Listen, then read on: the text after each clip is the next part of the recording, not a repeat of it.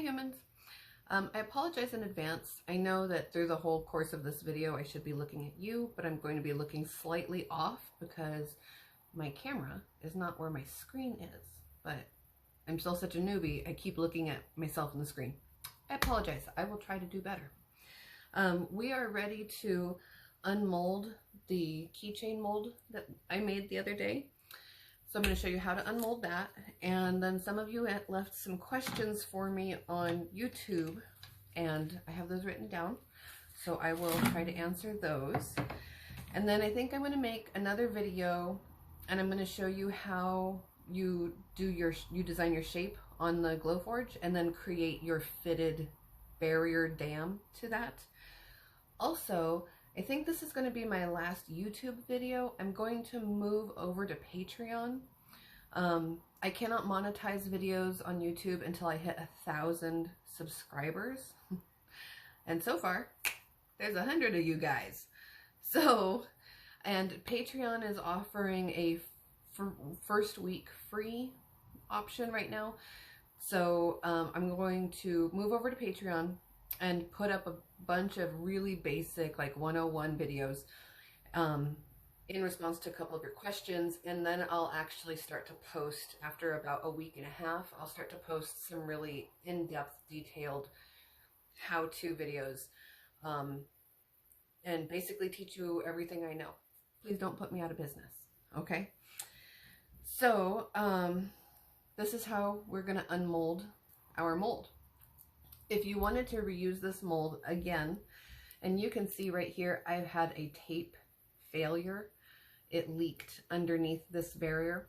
So if I was going to reuse this blank and this frame, this would have to be repaired before the next time I pour it. So there's two ways that you can take your mold apart. And interestingly enough, one of the most commonly used, one of the tools you have that's going to receive the most frequent use is actually a cuticle trimmer. So much frequent use that I lose them constantly. It's one of these bad boys. Where's my lens? Where's my camera? So it's just a little cuticle trimmer, and I get them off of Amazon in like a pack of 50. So there's two ways to do this. You can tug at it until you lift an edge. It's hard to do away from me. And once you have a lifted edge, you jam your tool into that gap and then just kind of force it up until you get enough to catch with your thumb. That's how I do it. After a day of work, yes, my hands hurt. That's just how it is. Once you have enough that you can pull it up with your thumb, you can start to roll your mold piece forward. Now, here's a trick. As you pull this away, any overpour will rip, okay? Now, in most cases, that's great because it means you don't have to do any trim along this edge. But because I have this big leak here, when this part starts to tear away there, it will tear away in chunks. That's not good. No bueno. We don't want that. So we're not going to pull away on this surface. So instead, I'm going to take off my tape and basically unmake this whole mold piece. So then I can just lift this out. There it is. Here is our finished mold. Now for the details trim outs, handy dandy cuticle trimmer, and you just go around the edge. And the industry standard for this is to trim both the top and bottom edges. You're trimming out the top edge, like see here's where that leaked through. It's going to trim off that excess leak so no one ever knows that that existed. Oh, hold on one sec. Sorry, kids. Okay, now this is the bottom of your mold, and this is actually the working surface of your mold. So this sits on the flat surface when you pour in your resin. And what happens here is there's a capillary action. Let's see if I can make it focus. And on this edge, the silicone walks up the edges of your mold a little bit. If you do not trim this off, it will not sit level when you pour your acrylic in, which means your acrylic piece will also not be level. So we're just going to trim that off. And initially, this is one of those things, like working on a piece of tile is really helpful. It is hard to hold this in your hand and do the trim out in your hand. I've been doing this about 4 years now, so I kind of know, usually I can predict what the silicone's going to do as far as flex and bend. But now we have a nice trim out on the bottom, nice trim out on the top. And I did see right here, we had a gap in our Scotch tape. Don't even worry about that. It's actually really common in this industry because this is just how they're manufactured. There are some makers who will take this piece and fuse it. They will take, it's sticky. They'll take this piece and fuse it to another piece of acrylic. Yeah, I got it. I think I have one around here that I did that too. Let me see. Ah, yeah. Okay. Oh, he's dirty. Ignore him. So this one, these pieces have been glued to an acrylic plate on the back and then framed. You can do this. You might consider doing this if you're going to produce a very large quantity of the exact same thing. But it does use more materials and it does increase the cost of your losses as a maker, which means that your clientele is charged more. And it's actually a pretty competitive field. One of the things that we compete against the most is Wish. And you have to be careful when you put your molds out into the world, because Wish will, or AliExpress, will happily order your mold, make their own casting, and mass produce your mold for literally pennies. My best-selling mold, I sell it for about 35 bucks, and you can buy it off of AliExpress or Wish for $1.23. The only thing that works out for me is they don't understand what they have, so they produced it in a keychain size, which makes it useless. Score.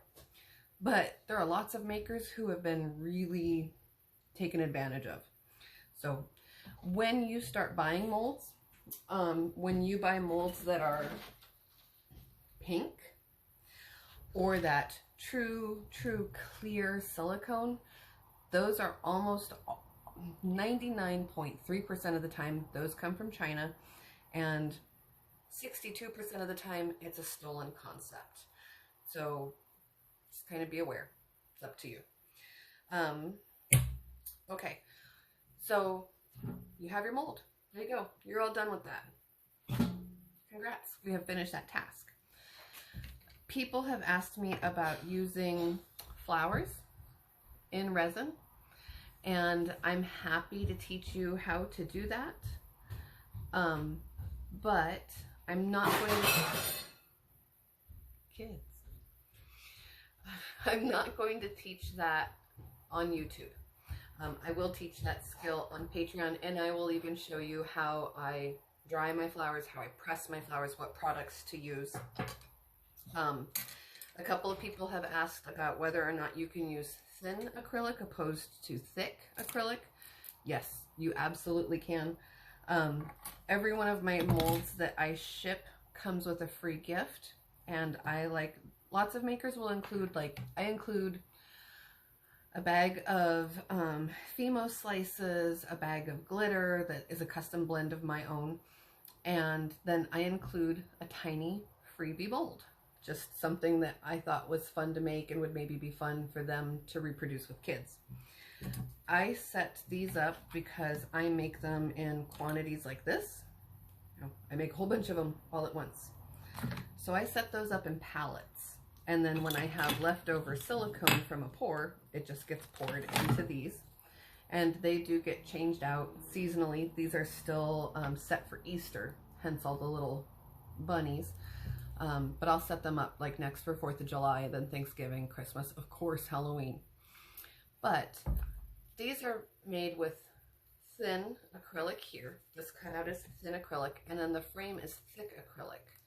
So because I have two different thicknesses, I don't have to do that double layer to create a dam. And I don't have to really worry so much about this piece being set on a level surface while the silicone is curing, because as you can see with this one, it's full all the way to the brim. So there's not a possibility of it being crooked, because if there was a side that had more silicone than the other, it would have poured over. And these can be a little bit trickier to unmold, but really you're just looking for that friction, and then you stick your finger under the edge and pull it up. Ta-da! Bunny! And these little guys have to be trimmed too. I mean, I guess you don't have to, but it's kind of the thing that everybody does. Go around. Rounded corners are easier to trim than square, straight corners. Circles are easiest to trim, but you will find your own way to do it. Let's see. So as far as questions, there is a clear silicone that is available on the market. I said it here somewhere. The ADD is thick today. Oh, hi. Okay, it is made by the same company, the Smooth On, and one of the things that's really tricky when you order your silicone from Smooth On is you have to make sure you're ordering the right thing, because all of their products look the same. It's all yellow, blue, white. So this is Dragon Skin 10 Slow. This makes a opaque, clear mold. This does not make a blue mold. You could use it with UV resin. Some people do. I have. It's what I use for my own UV resin molds. It is not the clear silicone that you're going to get from a made in China mold. I have not found that silicone. I don't know any US makers who have found that silicone. I will do a video on this product and add-ins to color the silicone and glitters and things, because that's out there. So I think that's it for now. I will teach you on Patreon how to do the resin pour to make the resin product. I'll cover pigments and inks and how to do a Petri drop and the cloud method and worms, and I'm happy to teach you everything that I know, but I am going to move that over to Patreon, and I'm not going to advertise in the Facebook groups anymore when videos go up. I caught some flack from that. I'm not interested. I'm doing this for free with my materials and my time, so I don't really need anybody telling me bad things.